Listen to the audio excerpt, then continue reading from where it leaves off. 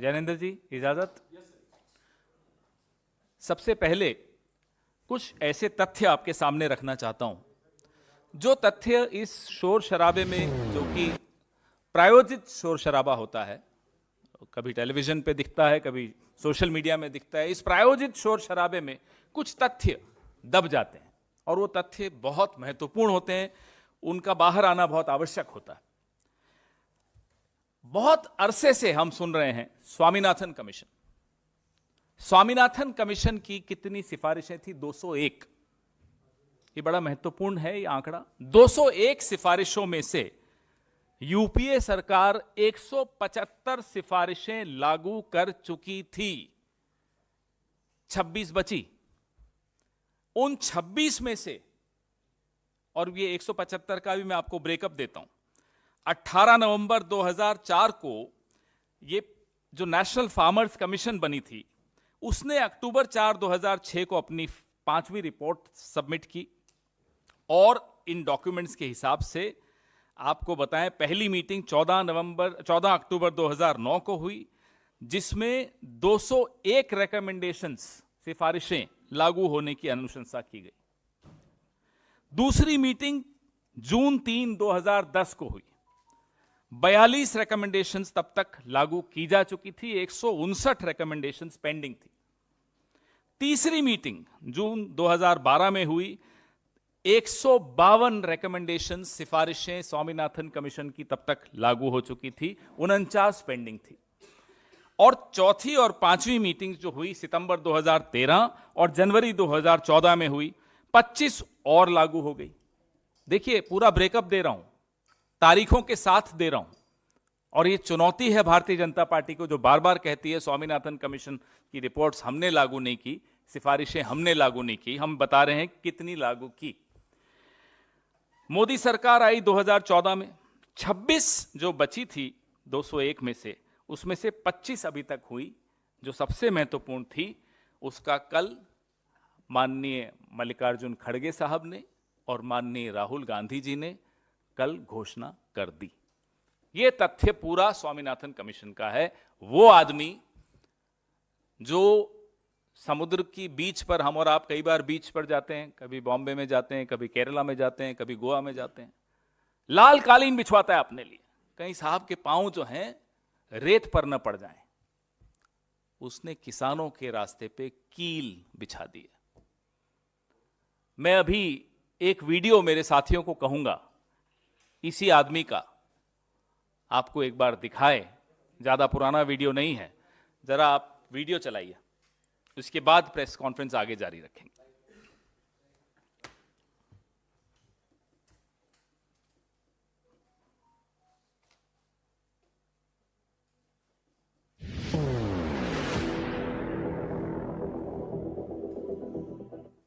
किसान को जो इनपुट कॉस्ट आता है, पानी का खर्चा, मजदूरी का खर्चा, बिजली का खर्चा, बीज का खर्चा, खाद का खर्चा, दवाई का खर्चा, जितना भी उसकी लागत होती है, उस लागत के ऊपर उसका 50% प्रॉफिट लिया जाएगा और उसको मिनिमम सपोर्ट प्राइस से खरीदा जाएगा।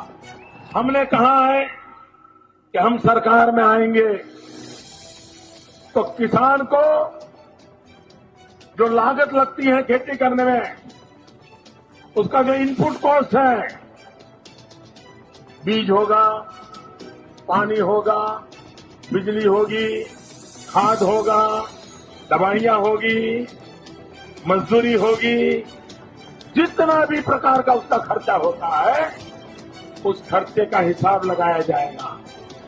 उसके ऊपर 50% मुनाफा जोड़ दिया जाएगा और जो बनेगा वो सपोर्ट प्राइस होगी।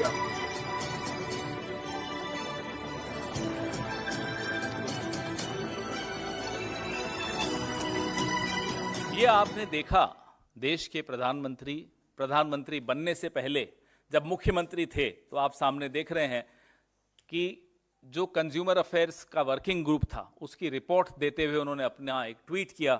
प्रधानमंत्री डॉक्टर मनमोहन सिंह जी को वो रिपोर्ट दी थी, जिसमें स्पष्ट तौर पे उस वक्त के गुजरात के मुख्यमंत्री एमएसपी के बहुत बड़े वकील बनकर सामने आए थे। और फिर आपने देखा प्रचार करते वक्त, ये जो मैंने आपको वीडियो दिखाया है, ये 2014 का इनके राज्य का, हरियाणा के में जब वो प्रचार करने गए थे लोकसभा के लिए, प्रधानमंत्री बनने के लिए जब प्रयासरत थे, तब का ये वीडियो है। तब क्या मधुर और प्रखर आवाज में एमएसपी, इनपुट कॉस्ट प्लस 50% के वादे करके आपके सामने ये आए, प्रधानमंत्री बने। और उसके बाद क्या हुआ? पहला यू टर्न सुप्रीम कोर्ट में दाखिल एक हलफनामे के माध्यम से आता है, जिसमें वो कहते हैं कि नहीं साहब, हम एमएसपी इस तरह का नहीं दे सकते जिसमें इनपुट कॉस्ट प्लस 50%। साफ साफ जिसको कहते हैं मना कर दिया। या तो ये जब स्क्रीन पे आपने जिस व्यक्ति को इतना ऊंची आवाज में चिल्लाते हुए देखा, या तो वो तब झूठ बोल रहा था, या वो आज अपना वादा तोड़ रहा है। ना केवल वादा तोड़ रहा है, वादा तोड़ने के साथ साथ किसानों के रास्ते पर कील बिछाना, किसानों को खालिस्तानी बोलना, उपद्रवी बोलना, सोरोस का एजेंट बोलना, एक के बाद एक आप किसानों को गाली दिलवा रहे हो। अपने पूरी आपकी ट्रोल आर्मी जो सोशल मीडिया पर बैठी है, सुबह से शाम तक पता नहीं आप कितना करोड़ों रुपए उन पर खर्च करते हो, उनसे आप किसानों को गाली दिलवाते हो।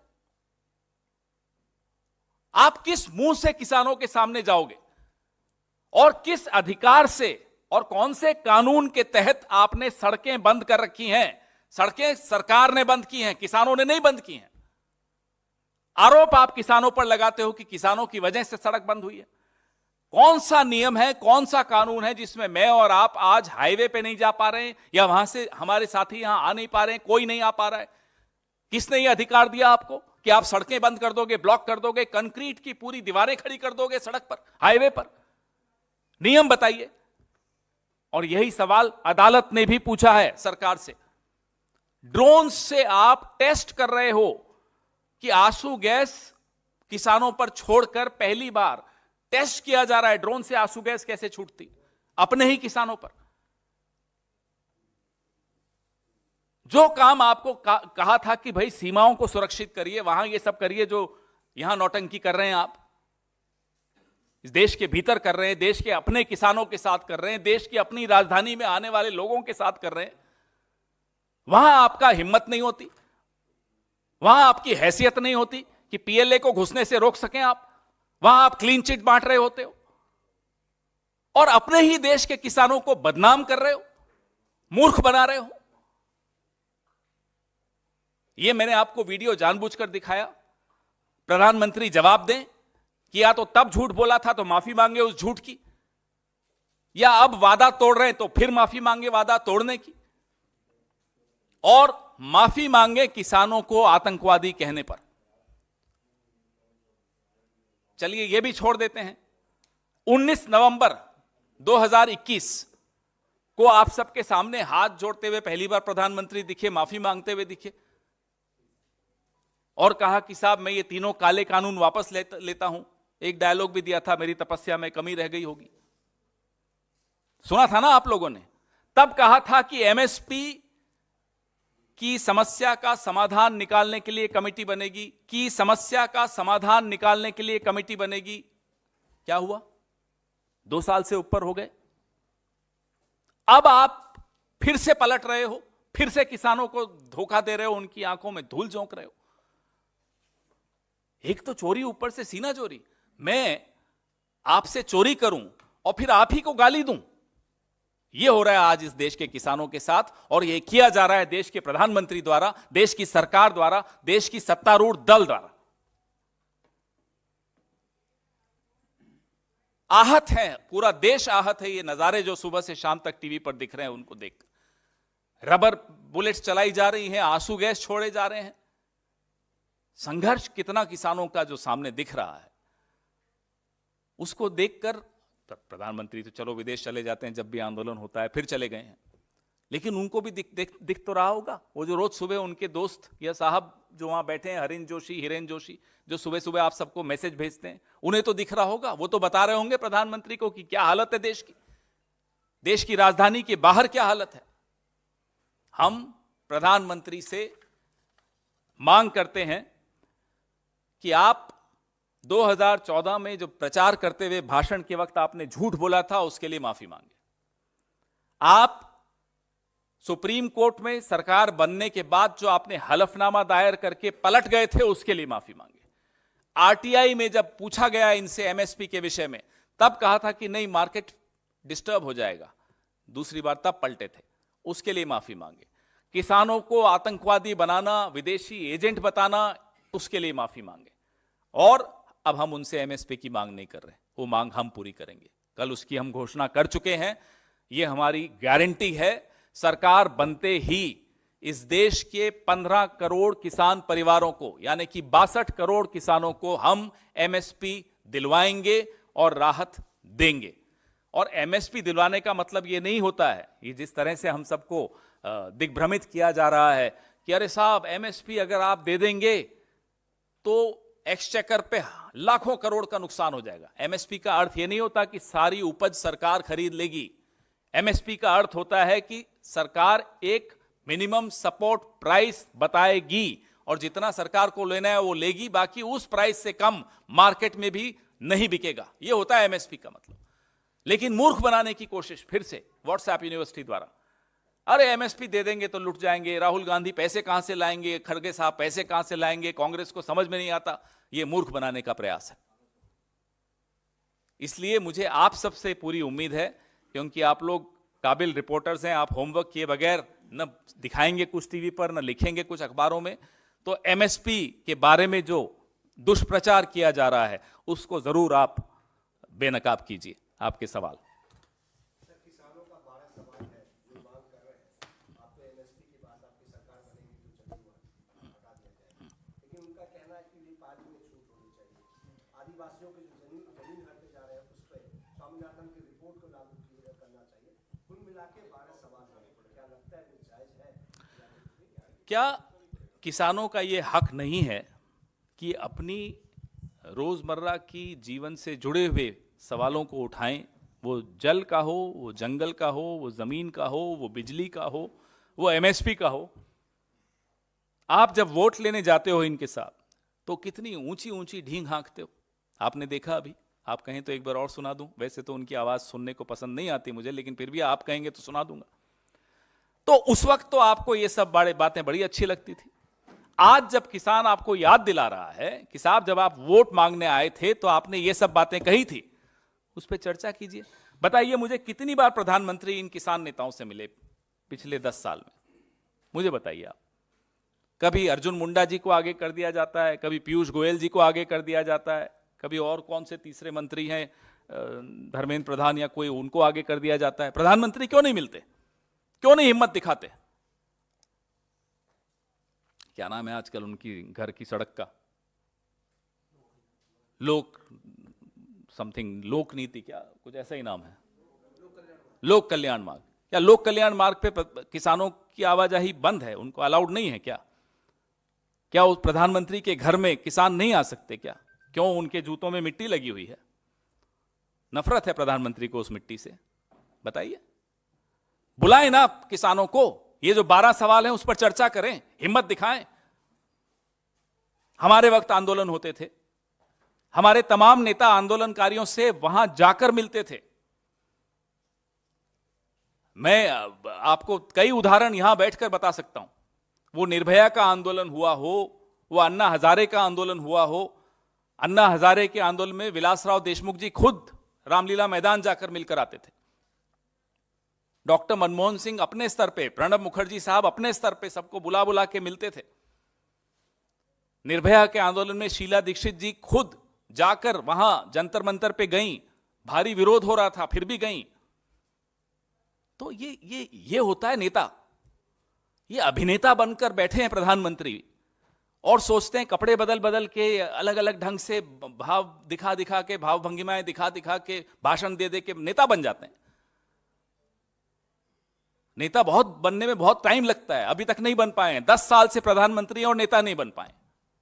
नेता डरता नहीं है किसान के पांव की मिट्टी से, नेता नहीं घबराता किसान से मिलने में। राहुल गांधी को देखिए, वो प्रधानमंत्री नहीं है लेकिन नेता है, मिल रहा है लोगों से। भारत जोड़ो यात्रा में 4000 किलोमीटर चल के लोगों से मिलने गया। भारत जोड़ो न्याय यात्रा में 6,713 किलोमीटर में लोगों से मिलते हुए घूम रहे हैं। जी पवन जी, सर आप प्रॉमिस कर रहे हैं एमएसपी जब सरकार में आएंगे, लेकिन जब आपकी खुद की सरकार थी 2010 में, तो जो कृषि मंत्री थे केवी थॉमस जी, उन्होंने पार्लियामेंट में कहा, मैं उन्हें कोट कर रहा हूँ, an increase prescribing an increase of at least 50% on cost may distort the market. A linkage between MSP and cost of production may be counterproductive in some cases. तो ये different कैसे है देखिए, सर? बिल्कुल ठीक है, चर्चा करते रहे, चर्चा नहीं रुकी। हर चीज कोई बड़ा निर्णय लेने से पहले स्टेक होल्डर्स से बात की जाती है। मैं अपनी बात रखता हूं, वो अपनी बात रखते हैं। वो सब करने के पश्चात 201 में से 175 सिफारिशें लागू करने का भी काम यूपीए ने किया, और अब पूरी स्टडी करने के बाद यह निर्णय लिया गया है। आपने देखा हमारे रायपुर अधिवेशन में जो हमने कृषि संबंधित रेजोल्यूशन पास की थी, प्रस्ताव पारित किया था, मैं अभी विनीत जी आपको वो भी देंगे। तब से यह चर्चा हमारी विशेषज्ञों के साथ भी हुई, और अब हम दावे के साथ कह सकते हैं कि सरकार बनने के बाद हम एमएसपी लागू करके इस देश के 15 करोड़ किसानों परिवारों को लाभ पहुंचाएंगे, यानी कि 62 करोड़ किसानों को लाभ पहुंचाएंगे।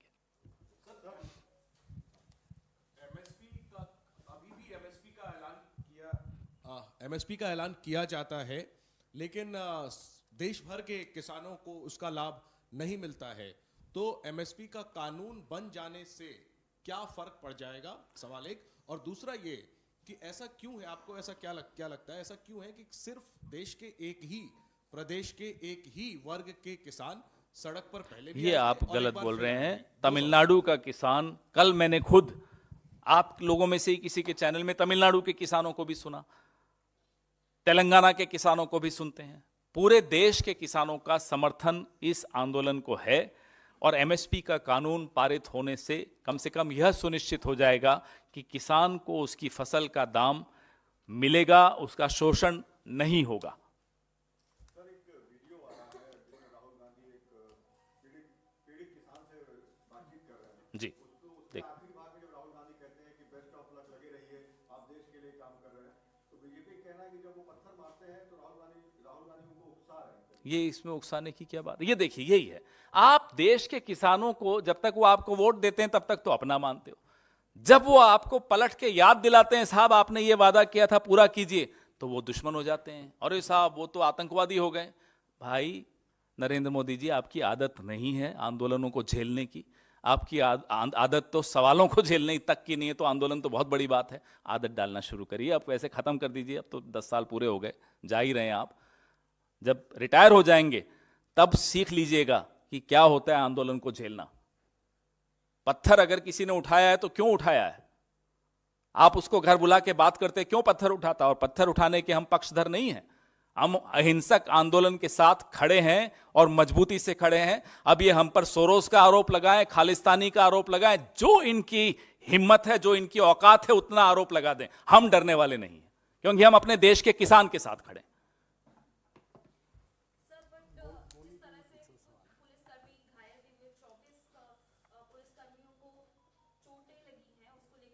रबर बुलेट किसने चलाई थी? आप में से ही किसी के पत्रकार पर, जो आज भी अस्पताल में है। सत्येंद्र चौहान तो आप ही लोगों में से एक का पत्रकार है। उसको रबर बुलेट क्या वो किसानों ने चलाई? रबर पैलेट्स हैं क्या किसानों के पास? और आजकल तो रबर पैलेट्स वो नहीं होते, छर्रों वाली होती। ड्रोन में आंसू गैस कौन छोड़ रहा था? किसान छोड़ रहे थे या पत्रकार छोड़ रहे थे? हो सकता है आप लोग कर रहे हो, मुझे नहीं मालूम। कांग्रेस पार्टी के पास तो ड्रोन नहीं है, आपके पास होगा। एक कमाल की बात कर रहे हैं आप। आने दीजिए ना, सड़क बंद करके काहे बैठे हो? चलिए, आप में अगर हिम्मत नहीं है किसानों को लोक कल्याण मार्ग पे बुलाने की, अपने घर बुलाने की, उनके साथ चाय पीने की, अगर आप में हिम्मत नहीं है, आप चले जाइए वहां। कितना 8,500 का हवाई जहाज है? 6,500 का? कहीं तो लैंड होता ही होगा वो भी, या सिर्फ विदेशों में ही लैंड होता है? जाइए आप, मिलिए किसानों को। कौन मना करेगा? प्रधानमंत्री अगर मिलना चाहेंगे तो किसान, किसी ने रोका है उन्हें? जी बस इतना बड़ा मुद्दा।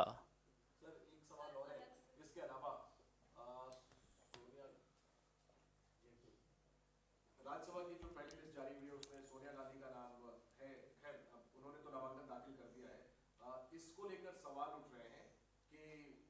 पिछली बार उत्तर प्रदेश में सिर्फ एक सीट रायबरेली कांग्रेस जीती थी, जिसे सोनिया गांधी जीत कर पहुंची थी, तो उन्होंने आखिर लोकसभा चुनाव से पहले राज्यसभा का रास्ता क्यों चुना सदन जाने के लिए?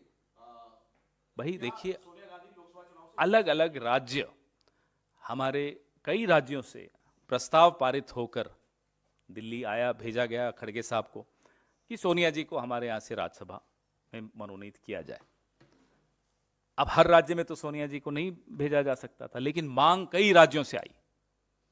और ये मैं तो पर्सनली इसलिए खुश हूं कि मेरे राज्य राजस्थान से अगर सोनिया जी राज्यसभा से आ रही हैं तो हम सबके लिए इससे बड़ी खुशी की बात हो नहीं सकती। आपको मैं 1964 से 1967 की बात करता हूं, थोड़ा नीचे कर दो उनको।